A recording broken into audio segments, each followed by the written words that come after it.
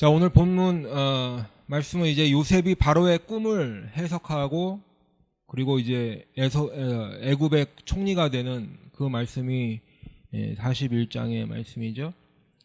우리가 잠시 요셉의 그 지난 날들을 한번 시간들을 돌아보면 오늘 41장에 기록된 이 바로의 꿈을 해석하는 말씀은 요셉의 인생에서 보면 꿈과 관련돼서 지금 세 번째 꿈 이야기다 이렇게 말씀을 드렸었어요.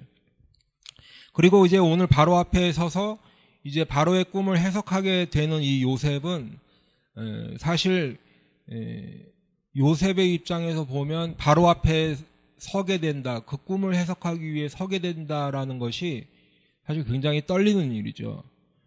왜냐하면 지금 요셉은 그 꿈 때문에 어려움을 겪었다 제가 말씀을 계속 드렸죠. 지금 요셉이 애굽에 팔려와서 이 감옥에까지 오게 된 그 출발선이 뭐예요? 자신의 꿈 때문에 지금 이렇게 됐다라는 거예요. 처음에 자신이 꿈을 꾸었는데 두 가지 꿈을 꾸었는데 그것을 형들에게 이야기했다가 다른 사람도 아닌 자신의 형들의 손에 의해서 죽을 뻔했어요. 그 죽을 고비를 넘기고 구덩이에 던져지고 죽을 고비를 넘겼는데 간신히 목숨을 구해서 벌어진 일이 미디안 상인들에서 팔리는 거예요. 그래서 애굽에 팔려왔는데 말 그대로 애굽의 노예로 팔려왔습니다. 그리고 이제 두 번째 꿈, 요셉의 인생에서 두 번째 꿈은 뭐 우리가 다 아시는 대로 감옥에 가게 돼서 그 바로의 신하인 술 맡은 관원장과 떡 굽는 관원장, 그 두 사람의 꿈이죠. 요셉이 직접 꾼 꿈은 아니지만 이 두 관원장이 요셉에게 꿈을 해석하기를 요청을 했습니다. 이제 그 두 사람의 꿈을 해석해 주었는데 요셉의 해석대로 두 사람에게 그대로 그 일이 일어났죠. 그런데 그 술 맡은 관원장은 요셉을 잊었어요. 뭐 떡 굽는 관원장이야 죽었으니까 할 수 없지만 그 술 맡은 관원장은 요셉을 결국에는 잊었다 하는 것이죠. 꿈을 잘 해석해 줬음에도 불구하고 요셉은 계속해서 감옥에 남게 되었다라는 거예요. 그리고 이제 오늘 세 번째 꿈에 관한 말씀을 보게 되는데 문제는 이 꿈을 꾼 사람이 이제 요셉 자신도 아니고 관원장도 아닌 애굽의 가장 높은 사람 누구예요? 바로가 꿈을 꿨다는 거예요. 바로. 그리고 이 바로 왕이 지금 두 가지의 꿈을 꾸었는데 그 꿈을 애굽에 있는 점술가들이나 현인들을 다 불러 모아서 이야기를 해줘도 아무도 그 꿈을 해석해내는 사람이 없었다는 거죠. 그곳에 있는 지혜롭다는 사람들은 다 불러 모였을 거예요. 그런데도 그 꿈을 해석하지 못하고 있는 그런 상황이에요. 왕이 마음에 번민했다고 그랬는데 지금 상황이 굉장히 급박하게 돌아가고 있는 거예요. 그 상황 앞에 요셉이 불려왔다는 거죠. 요셉의 입장에서 보면 가고 있는 동안에 얼마나 수많은 생각을 했겠어요. 바로에게 가는 동안에 이게 그 꿈을 아직 들어보지도 못했잖아요. 그렇죠? 바로에게 갔다가 그 꿈을 해석은 할 수 있을지 아니면 해석은 고사하고 가서 뭔가 말이라도 한마디 잘못했다가는 지금 요셉에게 어떤 상황이 벌어질지 알 수 없는 그런 상황이라는 거죠. 여러분, 그런데 우리가 요셉이 꿈을 꾸고 또 그 꿈을 해석하고 이런 일련의 상황들을 우리가 말씀을 통해서 쭉 보게 되니까 오해하시면 안 되는 게 뭐예요? 요셉이 꿈을 꾸는 어떤 비전의 사람이나 이렇게 보면 안 된다고 제가 처음에 말씀을 드렸었죠. 요셉에 대한 말씀을 전할 때. 이 지금 꿈이 요셉이 무슨 꿈의 전문가가 돼서 해몽을 해주는 차원이 아니고 아니면 다른 관점에서 보게 되면 요셉이 지금 어떤 자신의 꿈, 자신의 장래 희망에 대한 것을 이루기 위해서 노력하고 그런 이야기가 아니라는 것을 염두에 두셔야 됩니다. 요셉의 인생에 관련된 이 지금 꿈들은 다 뭐랑 연관이 있다고 말씀을 드렸어요? 하나님의 뜻, 하나님의 말씀과 관련이 있다 이렇게 말씀을 드렸습니다. 그리고 더 나아가서는 하나님의 언약의 말씀 그리고 하나님의 섭리와 연결이 되어 있다라는 거예요. 그렇기 때문에 요셉이 지금 하고 있는 이 꿈과 관련된 모든 해석들은 모두 다 하나님의 말씀을 전하고 하나님의 뜻을 드러내는 것에 있다라는 거예요. 그리고 그 하나님의 말씀을 전하고 하나님의 뜻을 밝히 드러내는 것이 선지자의 삶인데 요셉이 지금 그 선지자와 같은 그러한 삶을 살고 있다라는 거죠.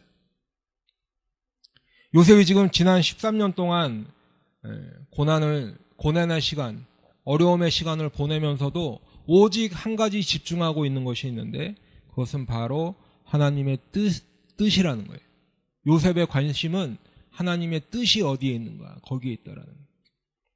하나님의 언약의 말씀을 믿고 또 그분의 뜻을 이루는 것에 모든 관심이 있다라는 것입니다. 그래서 지금 요셉은 자신의 안위를 돌아보고 있지 않아요. 오직 하나님의 뜻을 선포하고 또 전하는 것에 최선을 다하고 있는 것이죠. 그것이 바로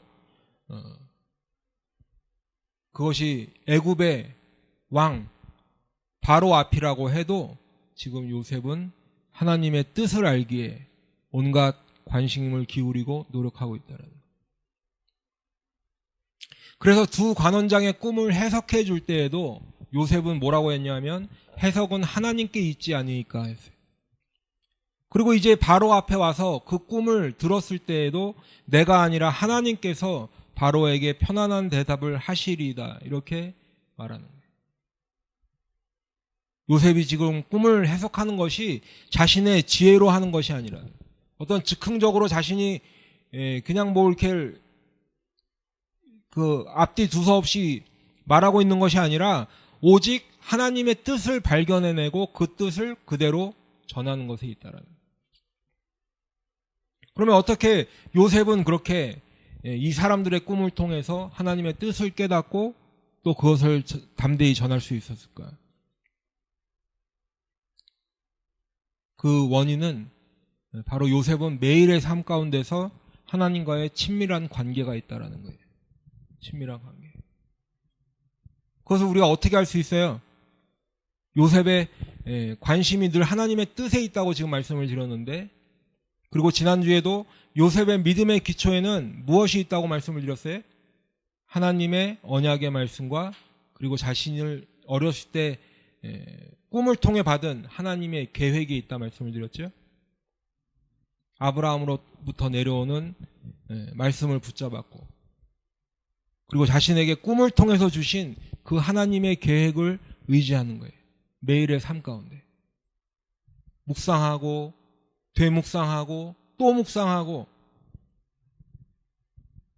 그리고 어디를 가든지 두려움이 없는 것이 하나님의 말씀을 붙잡고 있기 때문에 두려움이 없어요. 어떤 어려운 상황이 와도 어떤 어려운 힘든 고난이 와도 오직 하나님만 바라보고 하나님의 언약의 말씀만 붙들고 서 있는 거예요. 이것이 요셉이 지난날 걸어온 삶이었다라는 거예요. 관원장의 꿈을 들었을 때에도 그리고 이제 바로의 꿈을 들을 때에도 요셉의 삶은 하나님의 말씀을 붙잡고 있는 것에 있어요. 그렇기 때문에 대번에 그 꿈을 들었을 때 분별할 수 있었고 해석할 수 있는 것이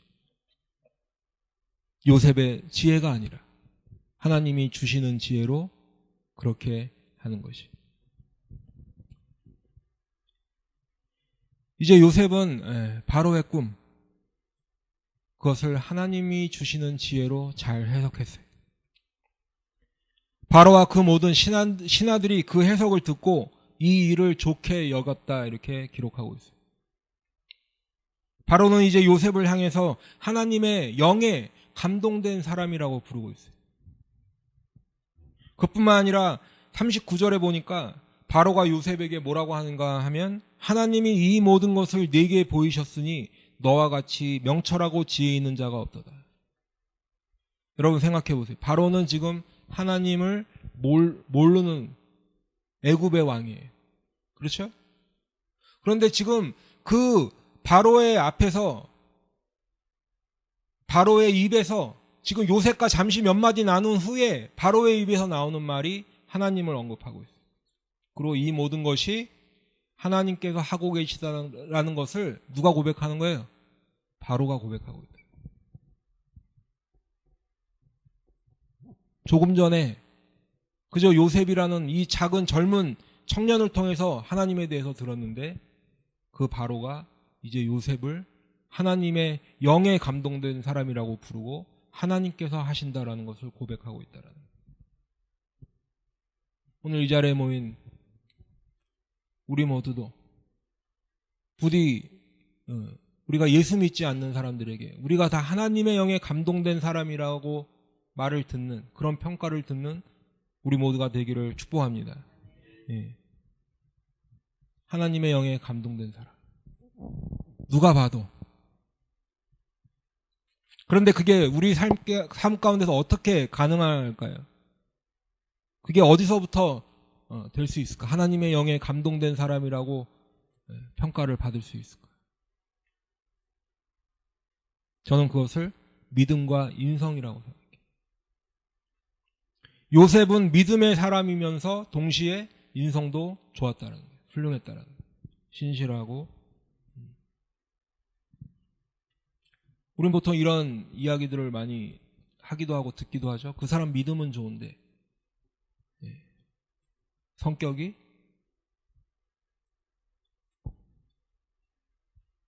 그렇다. 믿음을 쫓아가지 못하는 거지. 그런데 또 믿음 없이 인성만 좋은 사람도 있어요. 근데 그게 다 완전하지 않다는 거죠. 믿음과 인성을 다 갖추는 저와 여러분이 되시기를 축복합니다. 믿음도 있고 인성도 있어야 된다는 거예요. 오늘 요셉의 모습이 그렇다는 거예요. 그런데 이것이 지금 믿음과 인성, 이것이 오늘 말씀을 나누는 우리가 목표가 아니에요. 그리고 단순히 우리의 신앙과 인성을 어느 수준까지 끌어올리는 것이 우리 신앙의 목표도 아니에요. 여기서 더 나가야 되는 게 있어요. 오늘 그것을 우리가 한번 말씀 가운데서 발견하고 함께 은혜를 나누기를 원합니다. 이제 바로가 요셉을 애굽의 총리로 세우죠. 40절 41절에 보니까 너는 내 집을 다스리라. 내 백성이 다 네 명령에 복종하리니 내가 너보다 높은 것은 내 왕좌뿐이라. 바로가 지금 요셉을 총리로 임명하면서 하는 말이에요. 요셉에게 이제 애굽 온 나라를 다스리라 하는 것이죠. 그리고 애굽 백성이 다 요셉의 명령에 복종할 것이다. 그리고 바로가 요셉보다 높은 것이 한 가지 있는데 그것은 단순히 왕의 자리뿐이다. 바로가 요셉에게 모든 전권을 다 물려주었어요. 그리고 내가 너를 애굽 온 땅의 총리가 되게 하노라 그랬죠. 이제 요셉이 애굽 온 땅을 다스리는 통치자가 되는 것이. 어떤 사람들은 이렇게 애굽의 총리가 된 요셉을 가리켜서 자신의 꿈을 이루게 되었다 이렇게 평가하는 사람도 있어요. 아니면 요셉은 비전의 사람이다. 그런데 요셉이 이렇게 총리가 되는 것, 다시 말하면 세상적으로 어떤 입신양명이라고 하죠. 출세하고 성공하는 것이 지금 오늘 말씀의 초점도 아니고 성경이 우리에게 말씀하고자 하는 그런 진의도 아니라는 거예요. 왜 그게 아닌가 하면 나중에 이제 요셉이 형들을 만나서 말하는 것을 보면 총리가 되는 것 그 자체가 요셉의 꿈이 아니에요. 창세기 45장 5절에 보면 하나님이 생명을 구원하시려고 나를 당신들보다 먼저 보내셨나이다 이렇게 얘기합니다. 무슨 말이에요? 요셉이 애굽의 총리가 되어서 출세하는 것이 요셉의 인생의 목표도 아니고 요셉의 비전도 아니고 요셉의 꿈도 아니라는 거예요. 그리고 그게 중요한 게 아니라 뭐가 중요한 거예요? 하나님께서 이스라엘의 12형제 12 아들들을 살리시고 그 민족을 살려내시기 위해서 누구를 보내셨다? 요셉을 먼저 보내셨다는. 요셉은 그 하나님의 뜻을 명확하게 깨달았어요.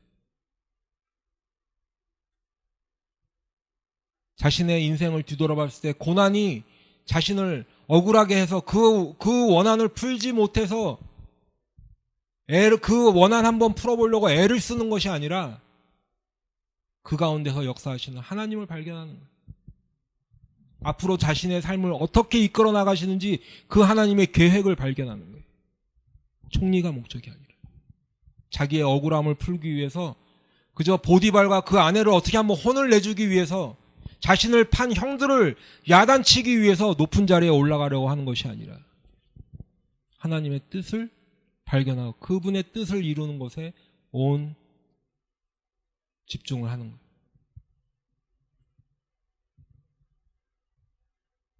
요셉이 중요하게 생각하는 것은 총리 무엇이 되는 것이 아니라 하나님께서 요셉을 어떻게 사용하기 위해서 총리가 되게 하셨는가요.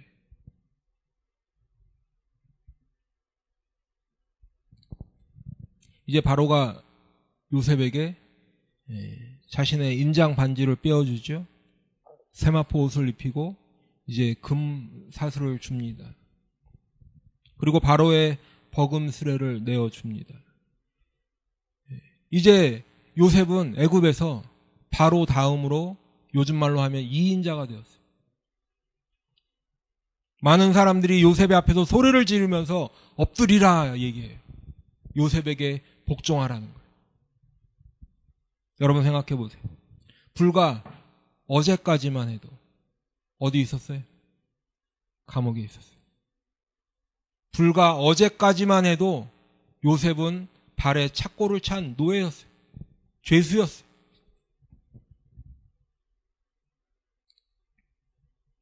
요셉이 지난 날들을 돌아보니 기가 막힌 일들이 있었죠.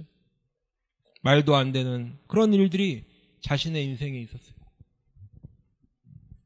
형들에게 죽을 뻔했다가 루우벤과 유다의 도움으로 간신히 목숨은 건졌고 그리고는 머나먼 타국 애굽으로 팔려왔어요. 거기서 성실히 일하면서 이제 주인의 신임을 좀 얻는가 싶었는데 주인 아내의 유혹을 거절하다가 진실하게 한번 살아보려다가 억울하게 감옥에까지 가게 되었어요. 속으로 자신은 죄가 없기 때문에 이제 조금 있으면 풀려날 수도 있겠다라고 기대했는지도 몰라요. 그런데 감옥에서 오랜 시간을 보내게 되었어요. 어느 날 바로의 신하들의 꿈을 해석해 주었어요. 그리고 그 중에 살아서 실제로 복직이 된 관원장이 있었기 때문에 혹시 그 신하가 자신을 기억해 주지 않을까, 그리고 자신의 부탁을 들어주지 않을까 기대도 했겠죠. 그런데 그 사람은 깜깜무소식. 그리고 난 후 만 2년의 시간이 흘렀어요. 그런데 그때 바로가 자신을 찾는다고 연락이 왔어요. 자신이 바로 앞에 서게 될 줄은 꿈에도 상상을 하지 못했겠죠. 그런데 요셉이 실제로 바로 앞에 섰을 때 요셉은 바로에게 자신의 억울함을 설명할 필요도 없었어요. 그저 하나님께서 주시는 그 지혜로 바로의 꿈을 해석해 주었는데 바로가 요셉을 애굽의 총리로 삼았더라. 내가 이만저만해서 감옥에 있었어요. 저 억울해요. 저 좀 풀어주세요. 이게 아니죠. 그저 하나님의 말씀을 전했더니 이제 무슨 일이 일어났어요? 바로가 요셉을 애굽의 총리로 삼는 거예요. 하루아침에 감옥에 갇혀있는 죄수, 노예의 신분에서 애굽의 총리가 되었어요. 금요일 날도 말씀을 드렸었지만 이때 가장 떨었던 사람이 누굴까? 아마도 보디발과 그의 아내였겠죠. 보디발의 아내는 뭐 우리가 다 아는 대로 제일 많이 떨었겠죠. 보디발도 자신의 노예가 하루아침에 애굽의 총리가 되었어요. 자신의 노예로 있던 사람이 자신보다 더 위에 상관으로 올라간 거죠. 보디발도 모르긴 몰라도 좌불안석이었어. 누가 이런 일이 일어날 거라고 상상이나 했겠습니까? 요셉은 하나님의 뜻을 따라 살았어요. 하나님에 대한 믿음을 붙잡고 살았어요. 때로는 그것 때문에 더 안 좋은 상황이 벌어지고 더 나쁜 상황이 요셉을 기다리고 있었고 그 나쁜 상황이 굉장히 오랜 세월 동안 이어지기도 했었는데 하나님께서는 아무도 생각하지 못한 방법, 아무도 예기치 못했던 그런 방법으로 요셉을 총리로 만드시는 거예요. 하나님께서는 고난 가운데 요셉을 연단시키셔서 애굽을 총리로 세우시는 거예요. 하나님께서 요셉을 감옥에서 부르시고 이제 애굽의 총리로 세워주시는 거예요.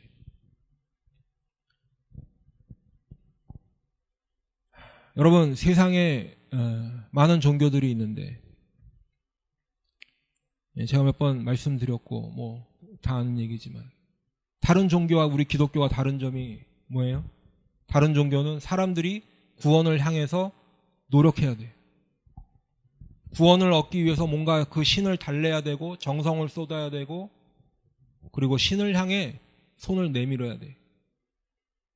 그런데 우리 하나님은 우리들을 위해서 먼저 다가오신 우리 하나님이세요. 그리고 독생자 예수 그리스도를 우리를 구원하시기 위해서 십자가에서 죽이셨어요. 희생제물로 삼으셨어요. 우리가 아직 죄인 되었을 때에 우리에게 다가오셨다라는, 십자가에서 그 예수를 죽이셨다라는. 그래서 누구든지 그 예수를 믿기만 하면 영생을 얻게 된다는 것이 복된 소식, 복음이에요. 그리고 그 예수님은 이 땅에 오실 때에 하늘의 영광을 다 버리고 포기하고 오셨어요. 말씀해 보면 예수님은 그는 근본 하나님의 본체시나 하나님과 동등됨을 취할 것으로 여기지 아니하셨다라고 말씀하고 있어요. 오히려 자기를 비워 종의 형체를 가지사 사람들과 같이 되셨어요. 사람의 모양으로 나타나사 자기를 낮추시고 죽기까지 복종하셨으니 곧 십자가에 죽으심이라.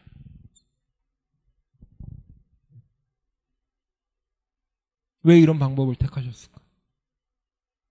왜 굳이 십자가일까? 그냥 다른 방법도 있는데 하나님이 때가 되면 그냥 요셉을 총리로 세우셨듯이 그냥 하나님의 때에 이제 내가 너희들을 다 구원하기로 했다 말씀하셔도 될 텐데 왜 굳이 십자가에 예수를 죽이셔야 되는? 근데 성경은 이것이 비밀이라고 얘기해요. 비밀. 골로새서 1장 26절 말씀에 보면 이 비밀은 만세와 만대로부터 감추어졌던 것인데 라고 말씀하고 있어요. 그리고 곧 이어서 27절에도 보면 이 비밀은 너희 안에 계신 그리스도시니 곧 영광의 소망이라. 예수 그리스도가 비밀이라는 거예요. 하나님께서 감춰놓으신 비밀이라는 거예요. 하나님의 때에 그의 때가 차기 때문에 이제 하나님께서 예수를 이 땅에 보내셨다는 거예요. 골로새서 2장 2절에도 보면 하나님의 비밀인 그리스도를 깨닫게 하려 함이니라고 되어 있어요. 예수님이 하나님의 비밀이에요. 이것이 세상 종교와 우리 기독교의 다른 근본적인 문제.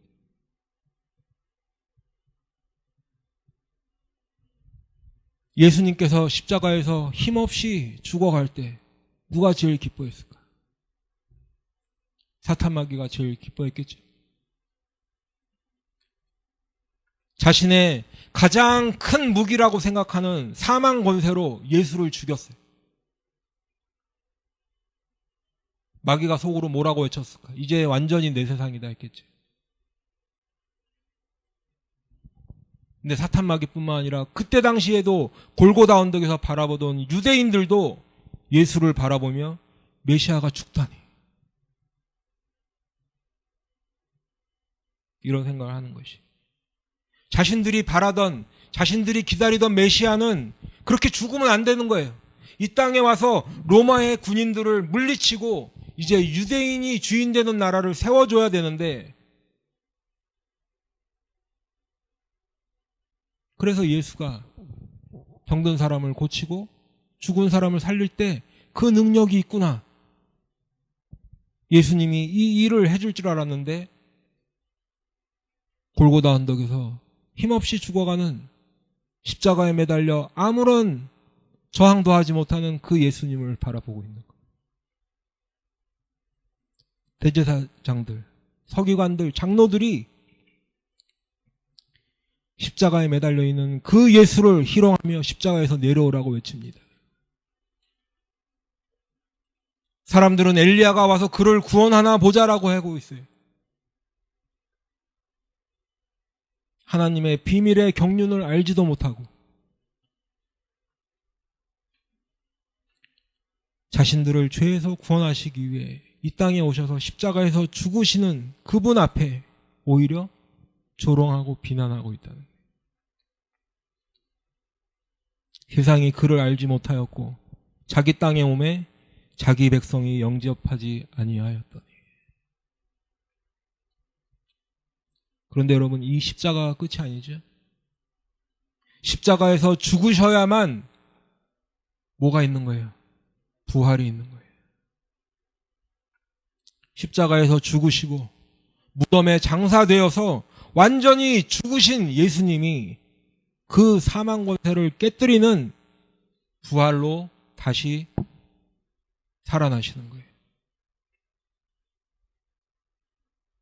사탄 마귀는 예수도 죽음 앞에 어쩔 수 없구나 좋아했겠지만, 그러나 예수님은 그 사망 권세를 깨뜨리시고 죽음에서 부활하신 것입니다. 사탄 마귀를 멸하시는 것이, 사망 권세를 깨뜨리시는 거예요. 죽어도 죽지 않고 다시 살아난다면 그 죽음은 힘을 발휘하지 못해. 사망이 더 이상 왕노릇하지 못하는 거예요. 고린도후서 13장 4절 말씀에 보면 그리스도께서 약하심으로 십자가에 못 박히셨으나 하나님의 능력으로 살아계시니라고 말씀하고 있어요. 그리고 이제 십자가에서 죽기까지 복종하신 예수를 하나님께서 높여주시는 거예요. 빌립보서 2장 9절 말씀부터 보면 이러므로 하나님이 그를 지극히 높여 모든 이름 위에 뛰어난 이름을 주사 하늘에 있는 자들과 땅에 있는 자들과 땅 아래에 있는 자들로 모든 무릎을 예수의 이름에 꿇게 하시고 모든 입으로 예수 그리스도를 주라 시인하여 하나님 아버지께 영광을 돌리게 하셨느니라. 하나님께서 예수를 지극히 높여주셨어요. 그리고 모든 무릎을 예수 이름 앞에 굴복하게 하시고 모든 입으로 예수님을 그리스도라 주라 부르게 하시는 거예요. 뭐를 위해서요? 하나님의 영광을 위해서요.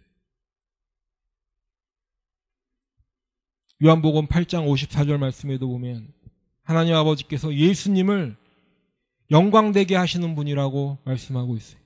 예수께서 대답하시되 내가 내게 영광을 돌리면 내 영광이 아무것도 아니거니와 내게 영광을 돌리시는 이는 내 아버지시니 곧 너희가 너희 하나님이라 칭하는 그이시라. 고난의 십자가 질 때, 약한 모습으로 그 십자가에서 죽어가실 때, 채찍에 맞으시고 아무 대답도 아니하시고 사람들의 온갖 조롱과 비난을 받으며 죽어가실 때에는 예수는 그저 힘없는 유대의 젊은 청년에 불과했지만, 그러나 죽음에서 하나님의 능력으로 다시 살아나실 때 그것이 하나님께 영광이 되고 우리들도, 그 예수를 믿는 우리들도 죄와 사망의 권세로부터 살아나는 줄 믿습니다.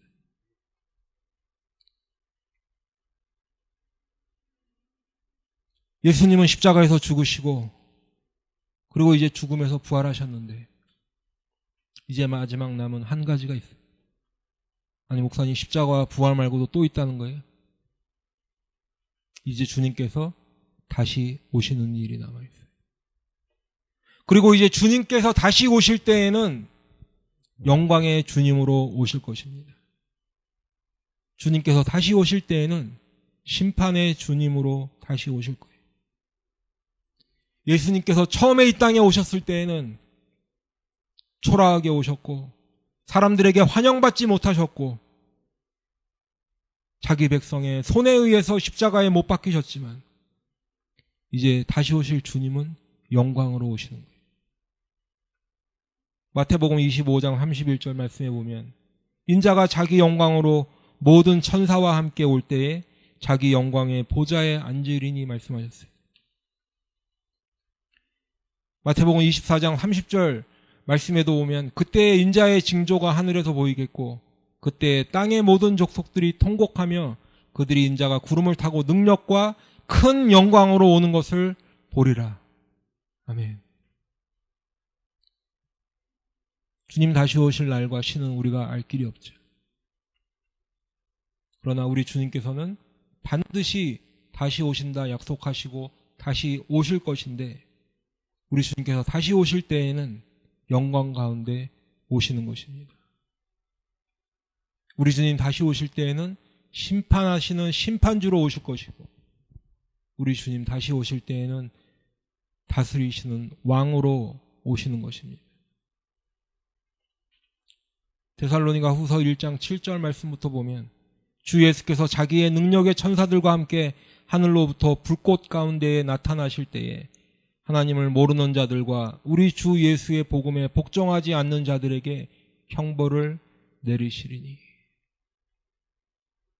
영광의 주, 심판의 주, 다스리는 주님을 말하고 있다. 사랑하는 성도 여러분, 우리도 인생 가운데 크고 작은 고난들이 있습니다. 늘 우리 곁에 있어요. 인생을 많이 산 분이든 아니면 아직 어려서 인생을 얼마 살지 않았더라도 각자의 나름대로의 고난들이 있을 거예요. 고난은 다 힘들죠. 어려워요. 근데 그 중에서도 더 힘든 고난이 있고 더 억울한 고난이 있고 더 억울하게 당하는 고난이 있고 더 어려운 고난이 있더라고요. 너무 힘들어서 어떤 때는 기도도 나오지 않고 그저 하나님 나 좀 살려주세요. 요셉도 지금 상황이 점점 안 좋아졌었죠. 억울한 누명으로 감옥에 가게 되었는데 그곳에서 만난 두 관원장이 요셉이 볼 때는 어쩌면 한 줄기 빛처럼 그렇게 보였는지도 몰라요.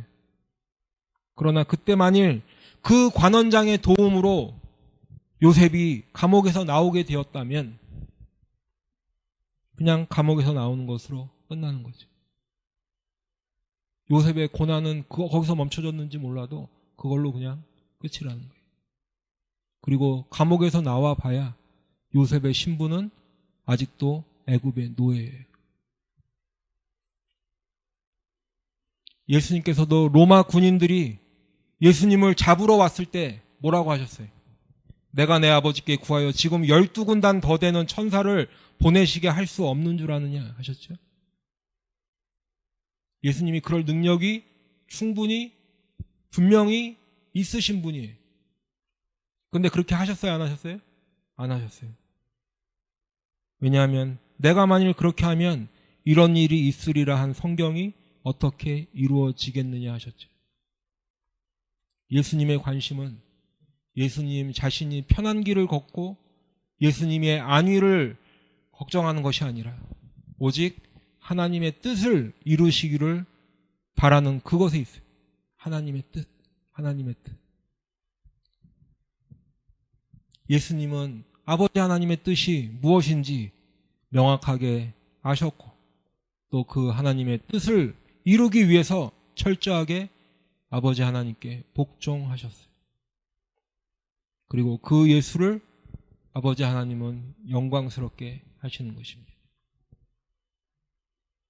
여러분, 우리가 당하는 고난도 그 고난이 예수를 믿기 위해서 받는 고난이라면, 그 고난이 하나님의 뜻을 이루어가는 중에 받는 고난이라면 우리에게서 그 고난이 없어지기를 기도할 것이 아니라 우리가 끝까지 이길 힘을 달라고 기도해야겠죠. 우리가 끝까지 믿음을 지키게 해달라고 기도해야겠죠.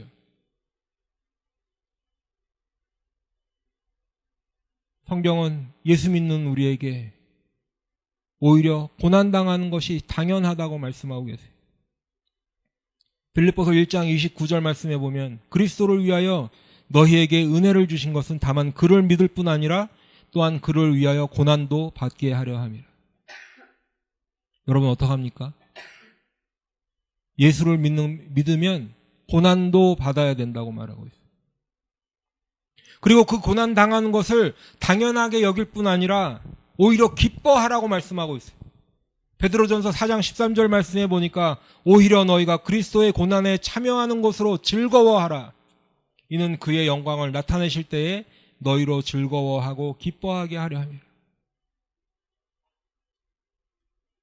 우리는 고난을 간신히 이기고 어떤 때 넘어지고 낙심하는데 성경은 고난을 즐거워하래요.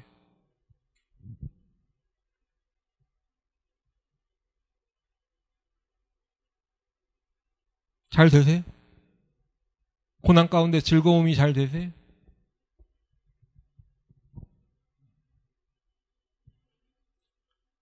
우리 그리스도인들에게는 오히려 고난당하는 것이 예수를 믿는 표가 된다는 거예요. 고난당하는 것이 하나님의 뜻 안에 거하고 있구나라는 증거가 된다는 거예요. 여러분 계속 말씀드리지만 물론 고난은 힘들어요. 성경에서 즐거워하라고 했지만 사실 즐거운 일은 아니죠. 어려워요. 고난은 어려워요. 그런데 우리가 현재의 고난을 기뻐할 수 있는 이유는 현재의 고난을 바라보는 데서 끝나는 것이 아니라 미래에 있는 영광을 바라보기 때문에 그 고난을 기뻐할 수 있는 줄로 믿습니다. 로마서 8장 18절 말씀해 보면 사도 바울은 고난당하는 성도들을 이렇게 위로하고 있어요. 생각하건대 현재의 고난은 장차 우리에게 나타날 영광과 비교할 수 없도다. 현재 우리가 당하는 고난은 장차 우리에게 나타날 영광과 비교할 수 없다. 그 우리가 누굴까요? 그 우리가 누구일까요? 고린도후서 1장 5절 말씀에도 보면 그리스도의 고난이 우리에게 넘친 것 같이 그리스도의 고난이 우리에게 넘쳤대요. 고난이 하나만 와도 힘든데 우리에게 넘쳤대요. 우리가 받는 위로도 그리스도로 말미암아 넘치는도다. 그런데 그 고난이 넘칠 때 그리스도, 예수 그리스도의 위로가 뭐한다? 같이 넘친다. 우리가 현재 당하는 고난에 낙심하고 넘어질 것이 아니라 그 고난 뒤에 주시는 장차받을 영광을 바라보시는 그 눈을 가지시기를 바랍니다. 고난 뒤에 우리를 위로해 주시는 예수 그리스도의 위로하심이 여러분들에게 함께 하시기를 바라요. 그것을 소망하는 거예요. 그러면 고난이 언제 끝나나요? 언제가 끝이에요? 우리가 끝을 알면 견딜 수 있어요. 예수를 믿는 우리에게 고난의 끝이 반드시 오는데 그때가 되면 우리 주님은 모든 눈물을 그 눈에서 닦아주실 것이 더 이상 고난이 없다. 베드로전서 5장 6절 말씀해 보니까 그러므로 하나님의 능하신 손 아래에서 겸손하라. 때가 되면 너희를 높이시리라. 그때는 알지 못하지. 고난이 한 달이 지나 해결될지 6개월이 걸릴지 요셉은 그렇게 하다가 10년이 넘는 시간 그 고난 가운데 있었고 감옥에 있었어요. 오늘 말씀을 통해서 우리는 하나님의 뜻이 요셉을 감옥에서 나오는 것에 있지 않다 하는 것을 봤죠.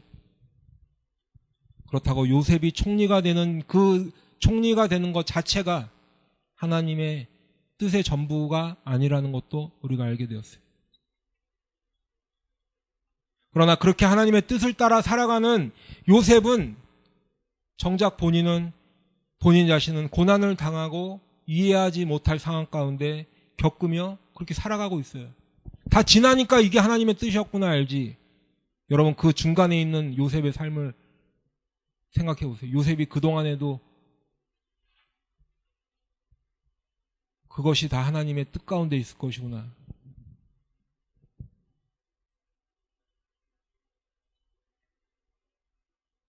그런데 그것이 오히려 그 고난이 오히려 하나님의 뜻 안에 거한다는 증거가 된다고 말씀을 드렸죠. 예수님도 이 땅에 오셔서 하나님의 뜻을 이루시기 위해서 하나님의 말씀에 복종하셨는데 그 복종하시는 것이 결국에는 십자가에서 고난당하고 죽으시는 거예요. 하나님의 말씀에 복종했더니 잘 됐더라. 물론 그런 경우도 있겠죠. 근데 하나님 말씀에 복종하고 순종하고 하나님 뜻대로 살면 지금 말씀에서 보는 것처럼 고난이 더 올 수 있다는 거예요. 그런데 하나님의 뜻과 계획은 십자가에서 멈추는 것이 아니에요. 그 죽은 십자가에서 돌아가신 예수를 부활시키시는 거예요. 그리고 심판의 주로 다시 오시는 것이 하나님의 계획이고 하나님의 뜻의 완성이라는 거예요. 그 과정 속에서 우리 예수님은 그 고난당하시는 것을 기꺼이 받아들이셨다는 거예요. 여러분 우리도 예수를 믿는다고 당장 우리의 무슨 신분이 상승을 한다거나 경제적 여건이 나아진다거나 뭐가 환경이 좋게 바뀐다거나 그런 일은 일어나지 않아요. 뭐 그럴 수도 있겠죠. 근데 보통은 그렇지 않아요. 그보다는 예수를 믿는다는 것 때문에 오히려 고난을 당하게 될 것이. 예수를 제대로 믿고자 하면 할수록 고난이 우리 앞에 더 찾아올 거예요. 그런데 우리 예수를 믿는 우리들의 소망은 단지 이 땅에서 출세하고 이 땅에서 잘 되는 것으로 끝나지 않고 행여라도 만약에 그것이 전부라면 우리는 이 땅에서 무슨 수를 써서라도 성공해야겠죠. 그러나 우리는 세상에 눈에 보이는 그런 것들만 쫓는 사람들이 아니라는 거예요. 예수를 믿는 사람. 세상은 우리에게 눈에 보이는 것을 쫓으라고 얘기해요. 세상은 우리에게 눈에 보이는 것이 다라고 이야기를 해요. 그래서 그 눈에 보이는 성공, 눈에 보이는 화려함, 그것을 따르라고 이야기합니다. 그러나 하나님의 말씀은 우리에게 말씀하시는 것이 눈에 보이는 것이 전부가 아니라고 얘기해요. 눈에 보이지 않는 것이 있는데 사실은 그 눈에 보이지 않는 것이 눈에 보이는 것보다 더 중요한 것이고 그 눈에 보이지 않는 그것이 진짜라는 거예요. 그리고 그 눈에 보이지 않는 것을 현재 눈에 보고 있는 것처럼 살아가는 것이 믿음이고 또 그것을 소망하며 살아간다라는 거예요. 현실의 고난이 문제가 아니라는 거죠. 로마서 8장 24절 말씀에 보면 우리가 소망으로 구원을 얻었음에 보이는 소망이 아니니 보는 것을 누가 바라리요. 만일 우리가 보지 못하는 것을 바라면 참음으로 기다릴지니라. 베드로전서 5장 10절 말씀에도 모든 은혜의 하나님 곧 그리스도 안에서 너희를 부르사 자기의 영원한 영광에 들어가게 하시니가 잠깐 고난을 당한 너희를 친히 온전하게 하시며 굳건하게 하시며 강하게 하시며 터를 견고하게 하시리라. 아멘. 이제 말씀을 마칩니다. 오늘 말씀을 들으시는 여러분 가운데 고난 가운데 계신 분들이 있을 거예요. 예수 믿는 것 때문에 고난 중에 있는 분 계실 겁니다. 믿음을 지키려다 보니 고난당하고 말씀을 전하려다 보니 고난당하는 그런 분들이 계실 거예요. 부디 권면드리는 것은 그 고난 가운데 낙심하고 넘어지는 것이 아니라 그 가운데서도 역사하시며 인도하시는 우리 주님을 붙잡기를 바라요. 그분의 인도하심을 바라보길 바라요. 그리고 우리의 기도 제목은 단순히 내 앞에 있는 고난을 벗어나는 것이 아니라 끝까지 인내하고 견디어내어서 주님 안에서 승리하기를, 그것을 기도하시기를 간절히 축원합니다. 그래서 고난을 지나서 영원한 영광, 우리 주님께서 약속하신 그 영원한 영광 가운데 우리를 이끄시는 그 주님의 은혜를 다 누리시는 저 여러분 되기를 축원합니다. 아멘. 기도하겠습니다.